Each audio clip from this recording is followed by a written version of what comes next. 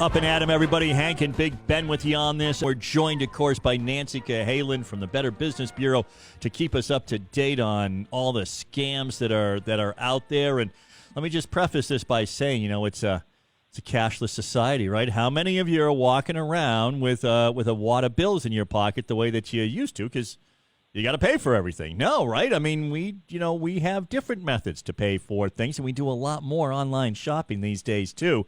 And that's what Nancy's going to talk to us about today and keep us safe. Nancy, good morning. Good morning, Hank. Thanks again for having me on. Oh yeah, no, pleased to do it. And listen, how's it look where you are? Pretty snowed in.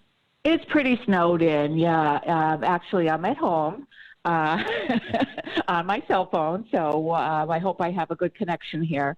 But I did want to call in about this latest information we've received about some of these peer-to-peer payment programs. So we're talking about PayPal was the original, but Venmo and Zelle are very popular now too. In fact, I noticed that my bank is making kind of a big deal about offering Zelle to its customers as an added benefit. So what we have to understand is that these services were intended for people that you know. So Hank, you and I go out to lunch. We split the bill, and I can electronically send you my portion, and we don't have to dig around and come up with a change. So that's what it was kind of intended for. Maybe paying your babysitter or something like that. People you know. So when you start paying people you don't know with these peer-to-peer payment services, that's when it gets really dangerous because it's just like cash. And so the scammers have figured that out quickly, and they're using it to scam people. So you can't get your money back once you pay with one of these.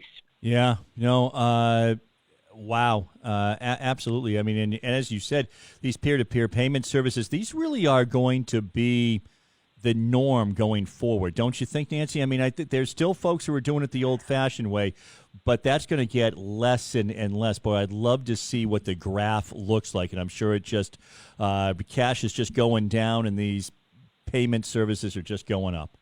Absolutely.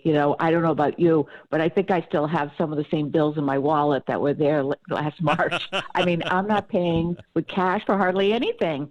So, and I'm cheap, but so there's things that you got to look out for when you're using these payment apps. And there's some common schemes. Scammers can connect a stolen credit card to an app. And then they look for people that are selling big-ticket items on Craigslist or on Facebook Marketplace, such as like a computer or even a car. And the scammer will offer to pay for the product using the app. Big red flag. That's not what these apps are meant for. So once the seller accepts the payment and sends the item, then they discover that the payment was sent is not a legitimate buyer, and the money is removed from their account. So this is reminiscent of the old fake check schemes that we've seen for decades. But Venmo, Zelle, all of these peer-to-peer payment services are replacing those paper checks. Yeah, and that actually, I mean, that just is going to be the way of the future and the technology. So these scams are out there. They're sort of taking advantage of that. What's the best way for us to keep ourselves safe? And is there some things that we need to know about if we're still using money or doing money transfers? Yeah. So to protect yourself from paying with a money transfer app, use it with friends. Use it with people you know. That's what it's intended for. Protect yourself from scams by only using the money transfer apps for their intended purposes. So if someone asks you to pay for, or wants to pay for a large item with one of these apps, don't do it. And there are security settings that you can enable on the apps. So look into that and make sure that you have all your security settings in there, like multi-factor authentication, requiring a PIN, things like that. Link the money transfer app to a credit card. So what do we talked about? Credit cards have some protections built in. So this way, at least you have those protections of the credit card. If you link into a debit card or directly to a bank account, that protection is not there. So another thing is that you should use a very strong password and two-factor authentication with these apps. This is money. It's your money, and you don't want people to get to it easily. So, finally, if you decide that this is the right payment for your whatever you're doing, just make sure you follow through all the steps and check that your account after the transaction and make sure that the money's been transferred either to you or from you as is appropriate. So I checked Scam Tracker to see if there had been an uptick in scams related to these apps, and I found like a dozen of them in our area. And with some of the other scams, it's, they'll say, well, I caught on. They're just warning people. They're saying, I didn't lose anything, but they tried to scam me, and I just want to warn people. Every single one of these lost money, from $222 all the way up to $1,400, and most of them in the about $600-700 range.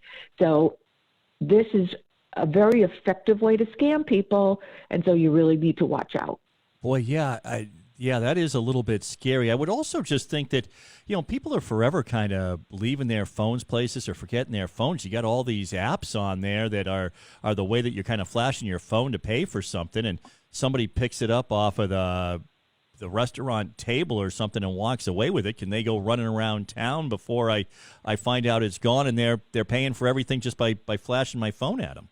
Well, that's why you need to use those security settings, because if someone gets to your app, they can drain your account. Yeah. And if you have overdraft protection, they can drain a second account too.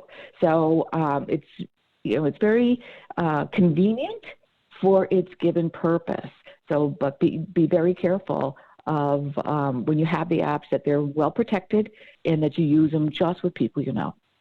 Yeah, absolutely, and we've just got to make sure that we can't. Yeah, so we've got to attach it to that bank account. So you don't want to have that unauthorized access and drain that account. Oh boy, there's a lot going on out there, Nancy. These people are very, very sophisticated. Oh yeah, and they follow what's current, and these apps have really. It's just like WhatsApp and FaceTime and video conferencing, all that has just exploded over the last year. And these touchless payment methods have exploded as well. And so they're right there taking advantage. Yeah, wild. All right, Nancy, thank you so much. Hey, let's do it again next week. Absolutely. And hey, let's hear it for that groundhog. We need him to... what is it? Not see his shadow? Oh, it turns out that he has already spoken, Nancy. 6 more weeks of winter. And what did they say, Ben? Out of 135 years that he has done it, like 10 times in 135 years, he has predicted an early spring. Everything else from this guy is 6 more weeks of winter. I think we need a new groundhog. I think we need a new groundhog. Exactly right. All right, Nancy, we'll do it again next week. Thank you. Nancy Cahalen, Better Business Bureau. Make sure that you are listening each and every week, and stay safe out there, everybody.